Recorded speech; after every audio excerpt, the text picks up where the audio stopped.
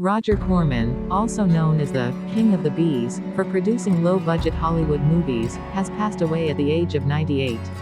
The Corman family confirmed the news of his passing in an Instagram post, saying he died on May 9 at his home in Santa Monica, California. He was generous, open-hearted and kind to all those who knew him. A devoted and selfless father, he was deeply loved by his daughters. His films were revolutionary and iconoclastic, and captured the spirit of an age, reads the statement. Throughout his half-century-long career, Mr. Corman made a name for himself as an independent director and producer.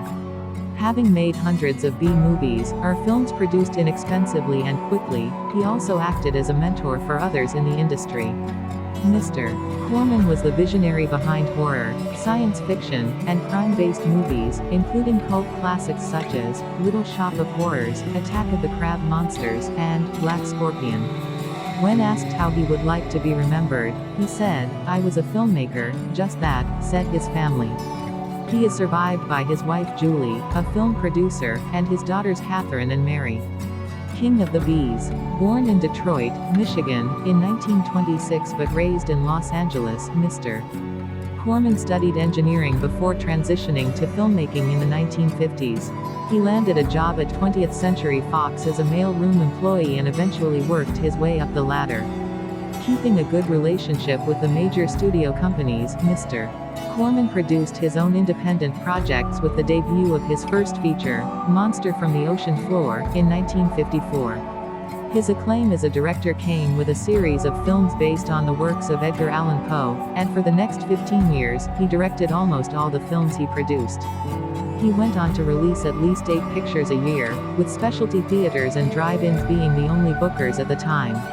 His first few films were shot in about 10 days for less than $60,000 each.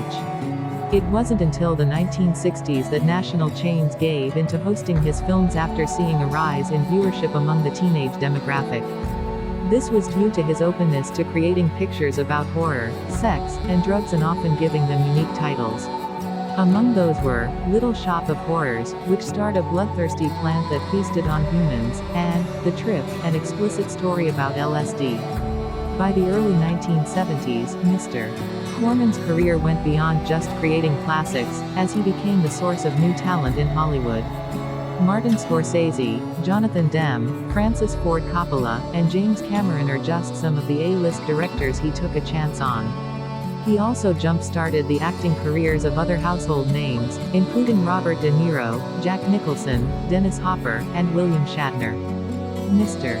Corman went on to found his own production company, New World Pictures, which produced films such as Women in Cages, 1971, Death Race 2000 Inches, 1975, Rock and Roll High School, 1979, and Galaxy of Terror, 1981.